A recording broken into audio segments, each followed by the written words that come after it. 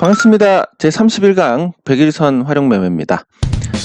예, 기술적 분석에 대해서는 가급적이면 뒤에 다루려고 했는데 그 이유가 이 기술적 분석은 도구일 뿐인데 이 도구일 뿐임에도 불구하고 이걸 절대적인 지표로 삼는 분들이 너무 많기 때문에, 그리고 우리가 이 다양한 부분에서 어떤 투자 대상을 고려를 해야 되는데 그냥 기술적인 분석만 하고 백일선, 예를 들어서 백일선이면 백일선 매매 기준에 부합하네? 매수. 이렇게 되는 겁니다. 항상 문제가 되는 게 이 기술적 분석이 100%가 아니라는 거. 그리고 100%가 아니기 때문에 이 기술적 분석만으로 매매를 하면 결국 큰 봉변을 당하게 된다는 거. 그렇기 때문에 이 기술적 분석과 함께 다른 어떤 고려 대상들이 다 반영이 돼야 되는데, 안타깝게도 거의 대부분의 분들이 기술적 분석을 모를 때보다 기술적 분석을 알고 나서 더 성과가 나쁘게 나온다. 그 이유가 이 도구인데 도구라고 생각하지 않고 절대적인 지표로 삼기 때문에 그렇습니다. 예, 그 부분을 잘 이해를 하시고 오늘 물론 이 백일선 관련된 내용들을 보시면 제 입으로 말씀드리기 그렇지만 다른 어떤 자료들하고 비교해서 다른 분들의 어떤 자료들 기술적 분석과 비교해서 차원이 틀리다는 걸 아시게 될 겁니다. 왜냐하면 그냥 뭐 이름만 갖다 붙이는 겁니다. 다른 사람들 거 제가 대충 봤는데 이게 생명선이니 황금선이니 뭐 수급선이니 이런 뭐 이름만 갖다 붙이고 아무 의미 없는 거. 사실 지나고 나서 뭐 이게 지지가 돼서 올라왔다, 그럼 이게 되게 중요한 지표다, 이런 거 아무 의미가 없습니다. 다른 부분에서 똑같이 적용되는 법이 없기 때문에. 그래서 우리는 의미를 찾아야 되고 이 의미를 가지고 활용을 해야 되는데, 그러면서 이제 다른 뭐 인간 지표라든지 기본적 분석이라든지 시장 여건이라든지 다양한 부분들을 종합을 해서 투자 판단을 하면 확률을 높이는 데 굉장히 도움이 되는데, 그냥 이 차트 알고 나서 이게 차트에 모든 답이 있어, 이렇게 됐을 때는 비극이 찾아온다라는 겁니다. 그래서 내용 자체는 다른 분들 것과 비교해서 차원이 틀리다는 거 조금만 공부해 보시면 아실 겁니다. 그렇지만 이걸 절대적인 지표로 삼으시면 안 된다라는 거, 충분히 제가 경고를 했다고 생각을 하고 시작을 하겠습니다. 네, 일단 일봉에서 백일선은 왜라는 부분, 항상 기술적인 분석에서는 이 왜라는 부분이 따라와야 됩니다. 그러니까 예를 들면 이런 거, 21선에서 자주 지지가 나오더라, 그래서 21선이 중요하다, 이런 거는 의미가 될 수가 없습니다. 왜라는 질문에도 답이 안 됩니다. 안 되면 어떡할 건데. 이렇기 때문에 그러면 왜 지지가 되느냐에 대해서 설명이 돼야 되는데 그런 건 전혀 없습니다. 물론 누군가 이제 제 자료를 보고 뭔가 하면서 이 전구가 반짝 뜨이면서 자기 내용을 보강을 할 수 있습니다. 그러면 그 보강을 해서 조금 더 온전한 지식이 전해진다면 제 입장에서는 나쁠 거 없기 때문에 그냥 다 거의 대부분을 오픈하는데, 어쨌든 이 왜라는 부분에서 백일선이 왜 중요한데라고 했을 때 대답을 못한다면 그건 의미가 없는 겁니다. 그냥 백일선에서 지지가 잘 나오더라, 백일선 따라서 매매하니까 괜찮던데, 이런 걸로는 안 됩니다. 그리고 다수의 지표를 봤을 때 제가 말씀드리는 거, 다양한 지표를 직관적으로 보는 거, 이게 좋다고 했는데, 그러면 다양한 지표를 한꺼번에 볼 수 있는 방법이면 더 좋습니다. 그래서 일봉에서 백일선이 뭔지, 주봉에서 월봉에서 백일선이 뭔지를 보고 한꺼번에 볼 수 있는 지표다라는 거, 그리고 매매에서 어떻게 활용을 할 수 있느냐까지 이렇게 다루게 될 텐데, 그러면 이동평균선의 의미부터 짚어봐야 됩니다.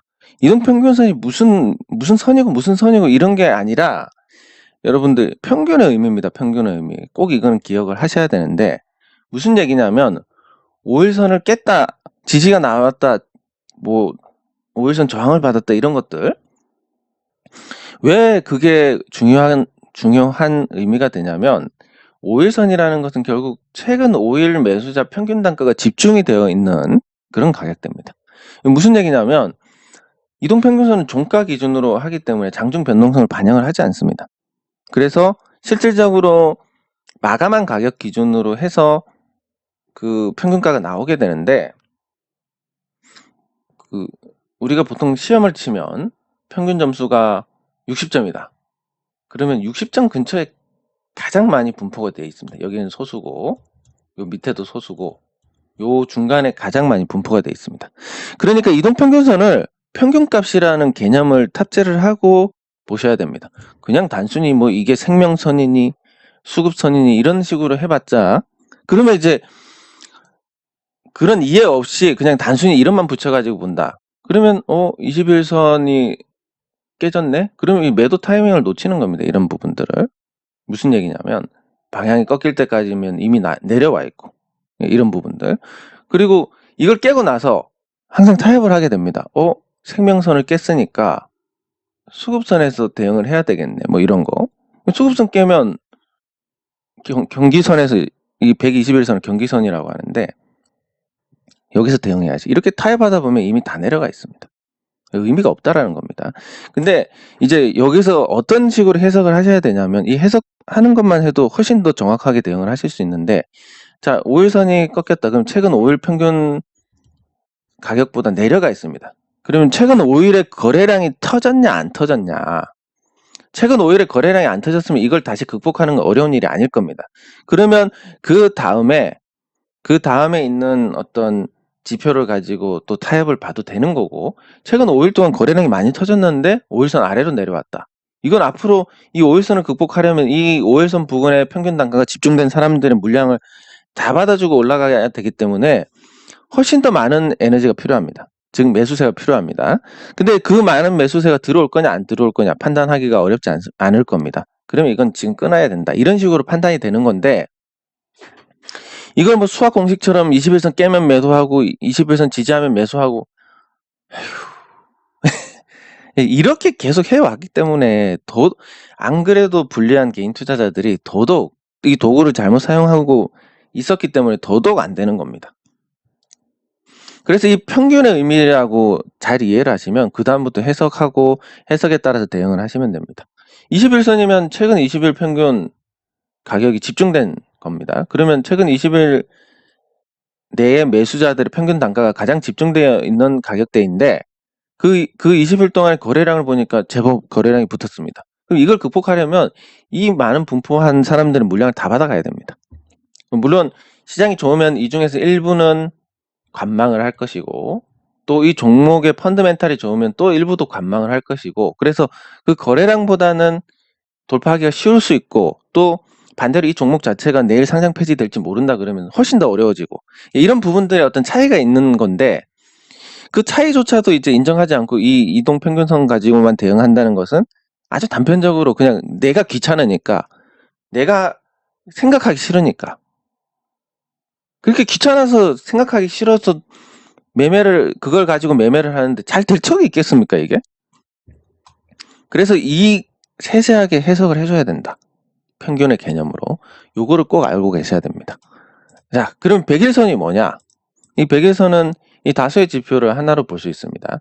이 100일선, 일주일에 우리가 거래일이 5일입니다. 물론 휴일도 있고 이래서 약간의 차이는 있지만 일주일이 거래일이기 때문에, 그러면 일주일로 바꿨을 때 20주선이 됩니다. 100일선이.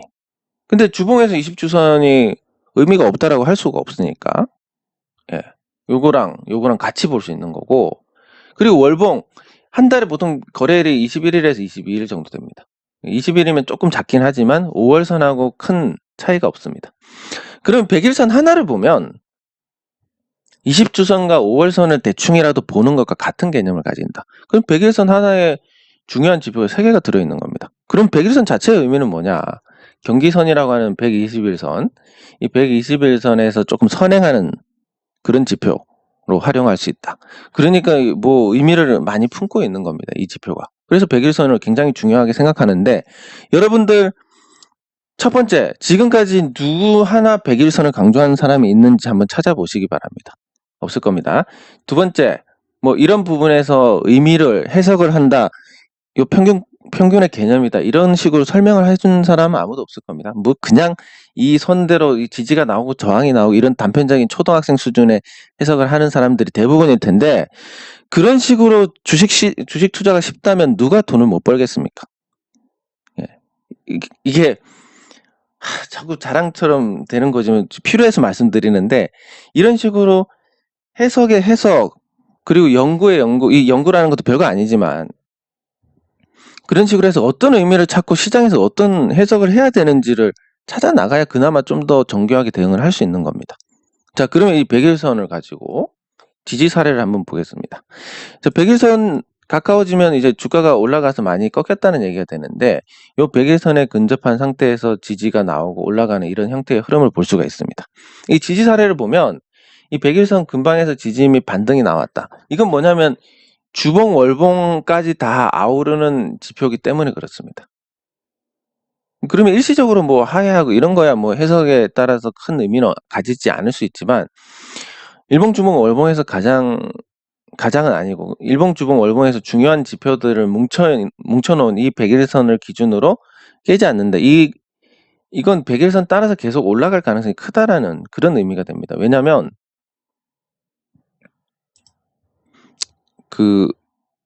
이 주봉에서 보시면, 이 주봉에서 이 20주선을 이렇게 LG화학 같은 경우 계속 따라가는 모습을 볼 수가 있습니다. 그리고 월봉에서도 뭐 마찬가지 개념입니다. 월봉에서도 이 5월선을 가지고 따라가는, 최근에 꺾였습니다. 이런 모습들을 볼 수 있는데, 이런 지표들을 보면 추세적으로 주봉, 월봉에서의 추세라는 것은 일봉에서의 추세하고 비교할 수 없을 정도로 길고, 그 추세가 길다는 것은 신뢰도가 높다라는 겁니다. 이 추세대로 계속 움직일 가능성이 크다. 예, 그래서 이 카카오를 보면 이것 따라서 계속 올라갑니다. 요 100일선 따라서 여기 보시면 이렇게 100일선에서 공방에 있지만 100일선 방향이 바뀌기 전까지는 이 100일선의 방향성이라는 것은, 그리고 이게 일시적으로 하회하는 것은 평균의 개념으로 봤을 때 평균값에 20일 평균, 5일 평균은 단기 투자자들이 모여있는, 단기 투자자들의 단가가 모여있는 그런 지표가 될 겁니다. 한 달, 5일 이렇게 보니까.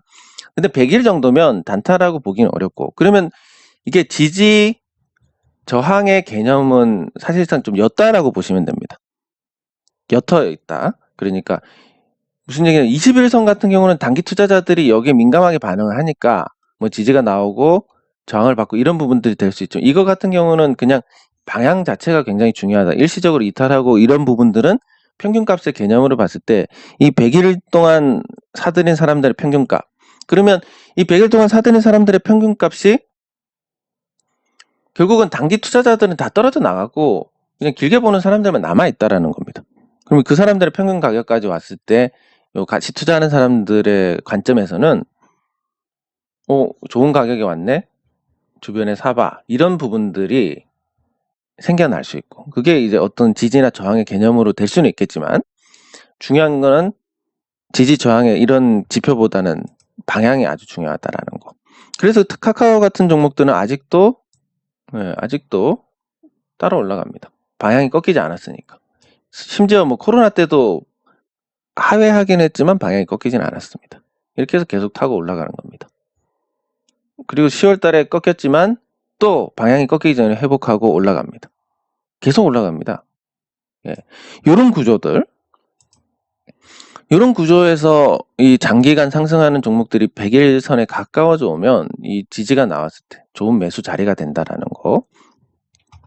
그래서 100일선의 방향이 굉장히 위상이 높다라는 거. 예.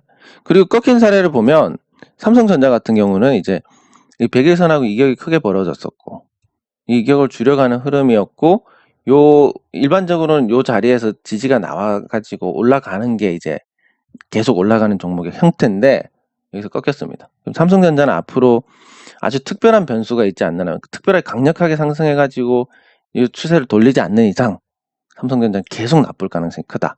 그러면 이 100일선 같은 경우는 이렇게 돌아가는 형태가 될 거니까 계속 부진할 가능성이 높은데, 그러면 이게 100일선 하나만 보고 이렇게 판단을 하는데, 삼성전자의 주봉 월봉을 보면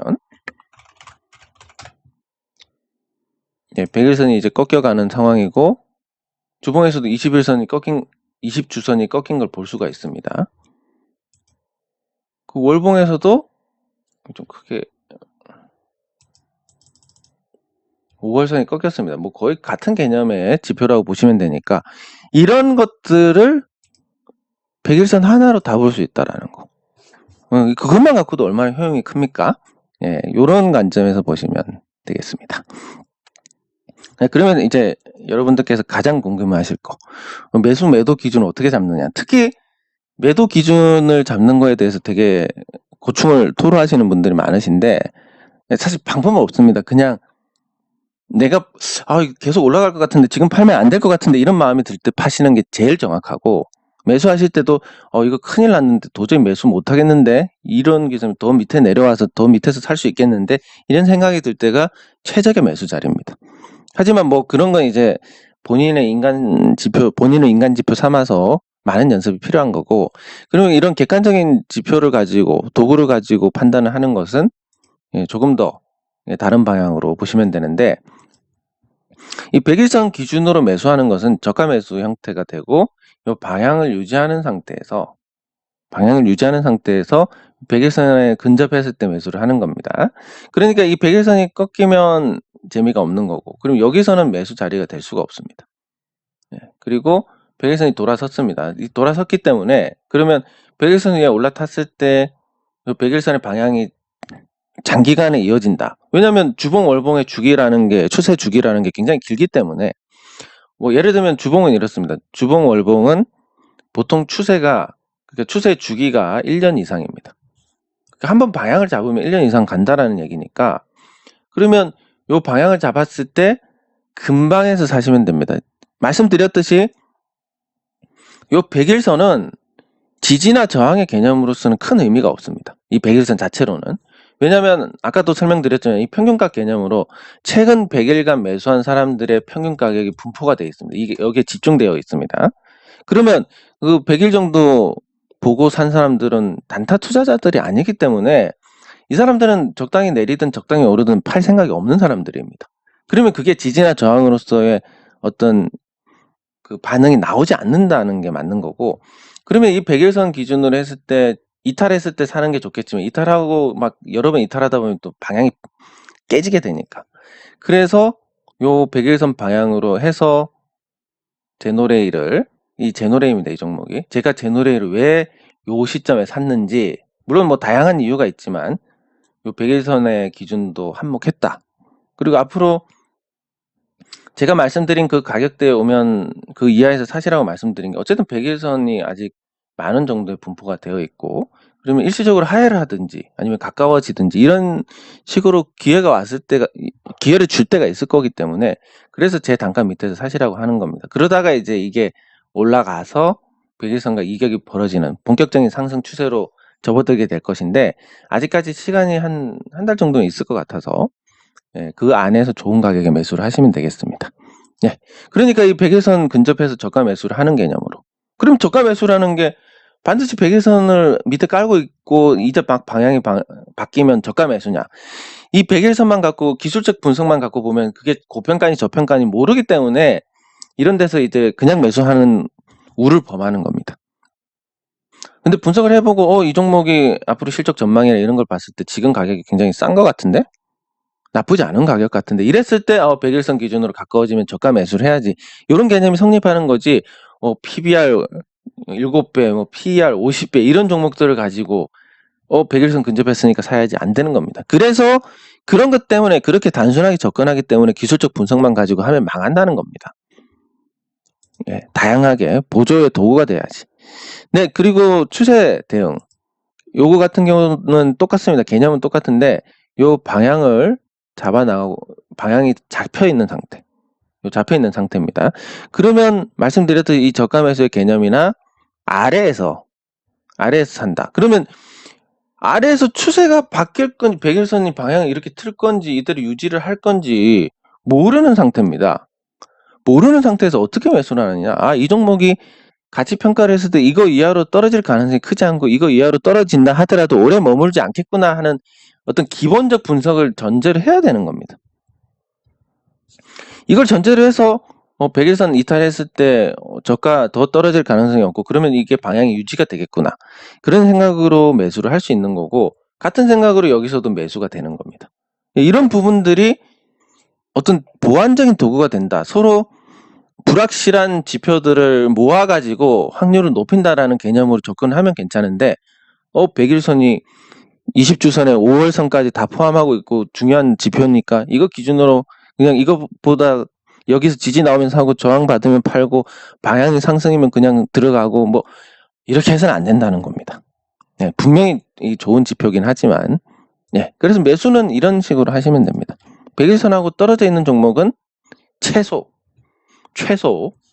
100일선에 떨어져 있는 종목은 최소 이제 단기간에 올랐든 뭐 했든 비싸다. 그래서 100일선하고 먼 종목은 신규 매수를 할 때 다른 기준을 잡으시면 됩니다. 뭐 예를 들어서 20일선 기준으로 20일선 방향 꺾일 때까지 봐야지. 아니면 5일선 기준으로 5일선 깨지면 팔아야지. 뭐 이런 식으로 다른 어떤 기준, 말을 왜 이렇게 더듬지?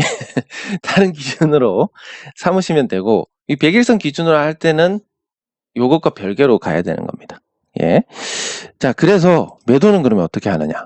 100일선 기준으로 요 100일선에서 뭐 여러 가지 분석을 합쳐가지고 잘 샀고 그래서 이제 올라갑니다.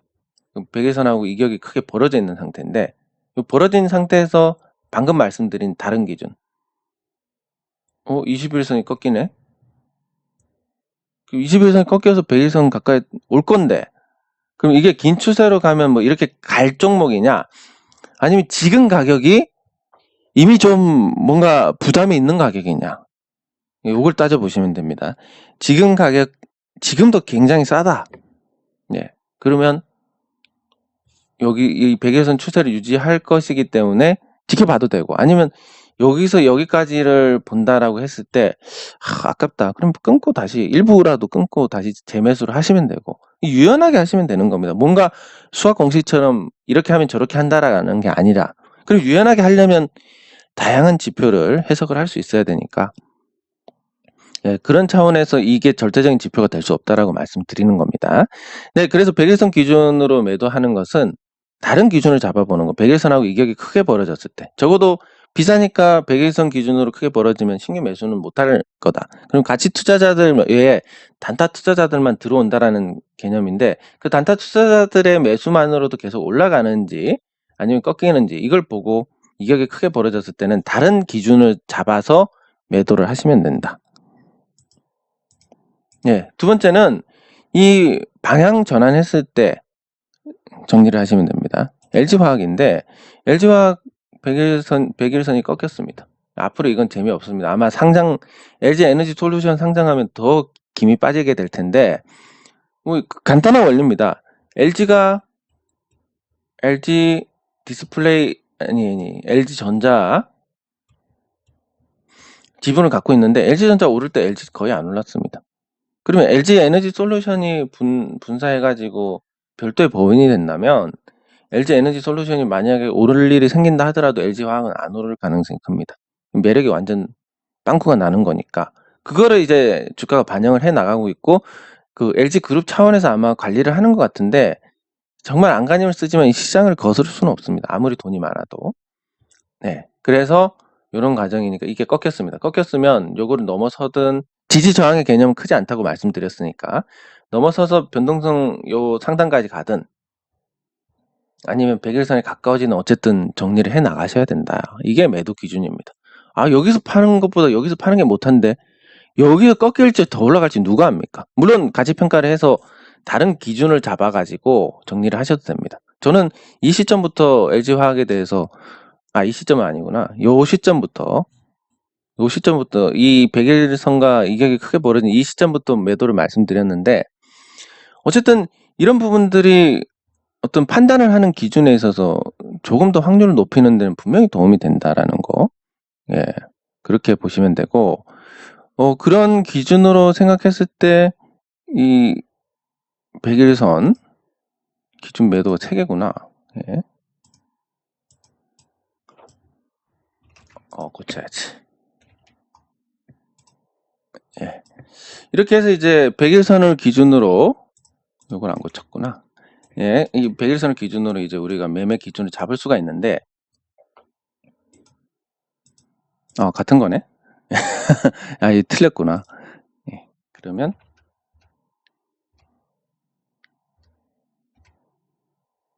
삭제를 한다는 걸 삭제를 안 했습니다. 예, 그래서 이 매매 기준을 가지고 본다면 이 100일선의 방향이 굉장히 중요하다. 왜냐면 이 100일선의 방향이 100일선뿐만이 아니라 20주선도 꺾였을 것이고 5월선도 꺾였을 겁니다. 그럼 일봉, 주봉, 월봉에서 다 이 방향이 전환이 됐고, 그러면 이 이제 장기 투자자들이 방향이 꺾이게 되면 주가도 많이 올라왔을 것이고, 장기 투자자들이 이제 매도를 하기 시작하고 매물화되는 시기입니다. 주가가 오르기 전에 100일선 기준으로 평균 단가가 모여있는 사람들은 매도할 의지가 없기 때문에 매물화가 안 되지만, 주가 많이 오른 상태에서 이 100일선이 따라와서 어느 정도 이런 꺾이는 모습이 됐을 때는, 이때는 이제 매물화가 되는 겁니다.